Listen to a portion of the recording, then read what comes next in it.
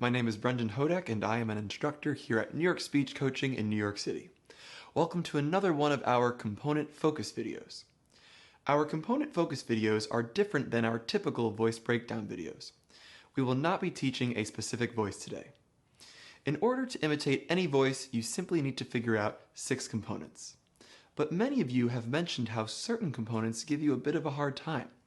So we thought it would be best to make videos that specifically focus on one component, giving you some exercises to gain more control over that component. Today's episode will be focused on the soft palate. The soft palate is that mushy feeling place at the back of your mouth. Let's get familiar with the soft palate and all of the other landmarks in the mouth. Begin by touching the tip of your tongue to the top front teeth like this. Then, we are going to slide the tongue backwards slowly, always maintaining contact with the top of the mouth. The first things you feel, as we said, are the front teeth. Slide that tongue back a little more, and you will feel a bumpy area known as the alveolar ridge. If you're not sure where that is, it's that place where you burn your mouth on pizza. Oh, man! Keep that tongue touching the top of the mouth and slide it back a little more. You will feel the tongue all of a sudden go drastically upward, touching something that is very hard. We call that the hard palate. Then if you keep sliding the tongue backward, you will eventually feel it turn all mushy. That is your soft palate. If you look in your mouth, you can see your soft palate. The uvula, or the punching bag in the back of the throat, hangs down from our soft palate. The soft palate can rise and lower. When it does, it acts as a trap door, controlling whether air and sound are directed through the nose or the mouth. Sending sound into the nose will give the voice a brighter quality, while sending it into the mouth will give it a darker and more rounded quality.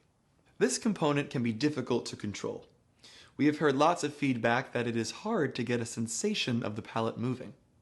We have some exercises today to help you with that. This exercise we call in and out. There are 4 steps to this exercise. For all 4 steps, keep your jaw relaxedly open. Do not let your mouth close.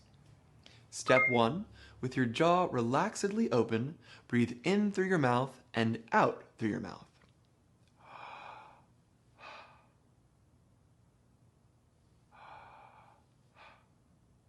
Step 2, with your jaw relaxedly open, breathe in through your nose and out through your nose.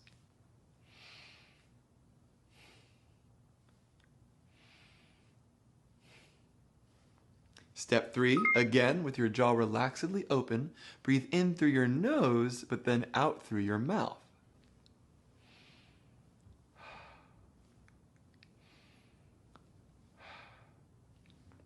And finally, step 4, with your jaw still relaxedly open, breathe in through your mouth and out through your nose.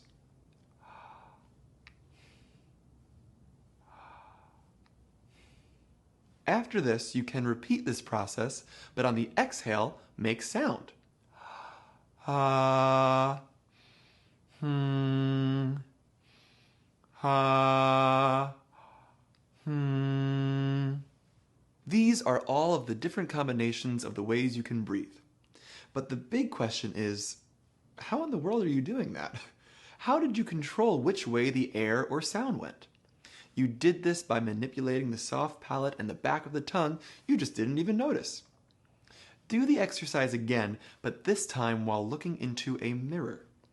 You will see when breathing through the mouth how the soft palate naturally goes upward and the back of the tongue lowers. This blocks air or sound from going into the nose.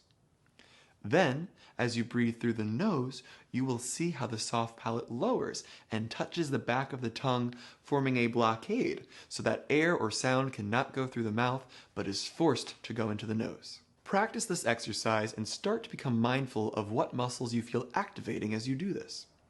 Your entire life you have done this passively, but as you focus, you will be able to get a sense of the muscles that are at work. Exercise number 2 is the ah.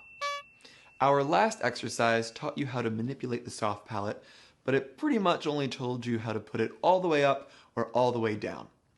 For many of our voices, you have heard me give you percentages of nasal resonance, lowered soft palate, versus oral resonance, raised soft palate.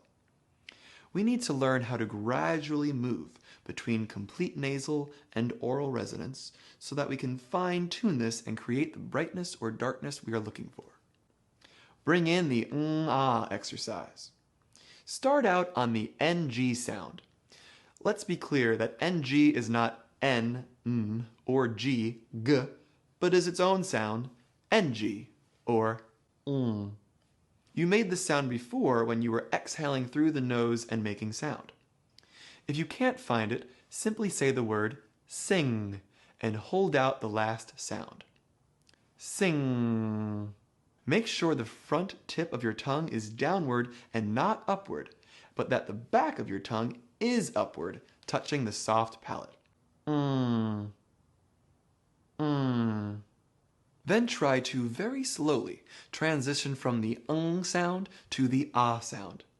If you do it too quickly, you will hear the tongue and soft palate moving away from each other, causing a little click, pop, or abrupt transition. Nga, nga, nga.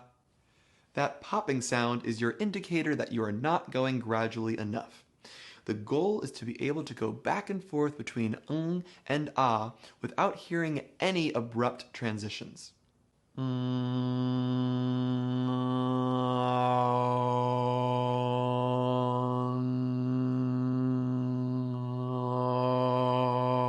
Notice the change in sound quality over the course of the exercise. The only change physically is the coordination of the soft palate and the back of the tongue. Exercise number 3 we call speaking through the nose. As a matter of habit, we tend to make our sounds with a certain amount of nasal resonance. There are 3 sounds in English that have their sound 100% in the nose. These are the M, N, and NG, sounds. But for the rest of our sounds, we send them primarily through the mouth with some nasal resonance at times. Thus, it can be tricky to add some nasal resonance to specific sounds while doing one of our voices. The best way to do this is to first learn how to speak entirely through the nose, not allowing any sound to go through the mouth. That sounds like this.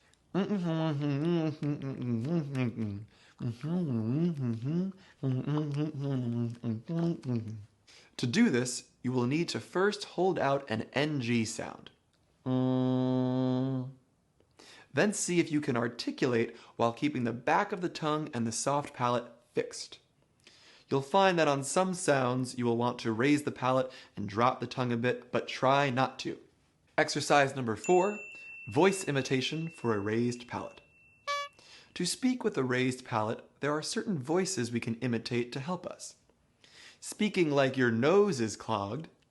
Bob, I'm sick. Bob, my nose is stuffed. Will give you a mouth-only sound. If you think about when you are sick, your nose is full of junk. Therefore, sound cannot resonate in the nasal cavity. Also, doing a stereotypical opera voice can help to raise the palate.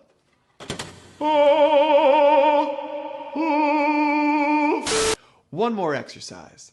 Exercise number 5 we call plosive buildup. There are a few sounds in the English language that we call plosives.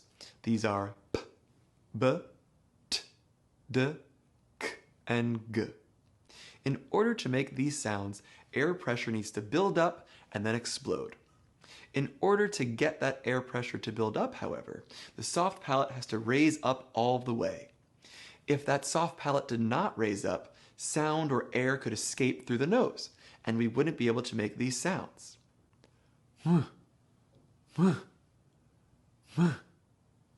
Therefore, one great way to feel the palate raising is to build up air pressure like you're going to do a plosive.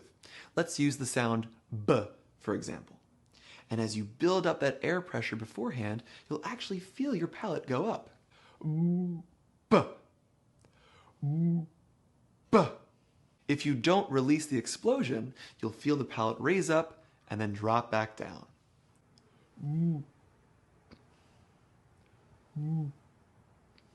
Hopefully these exercises have given you better control over lowering and raising the soft palate. Use a mirror often to see if you can see the palate moving. Raising your eyebrows or doing a gasp like you are scared will help to cause the palate to move, and you'll be able to see this in your reflection.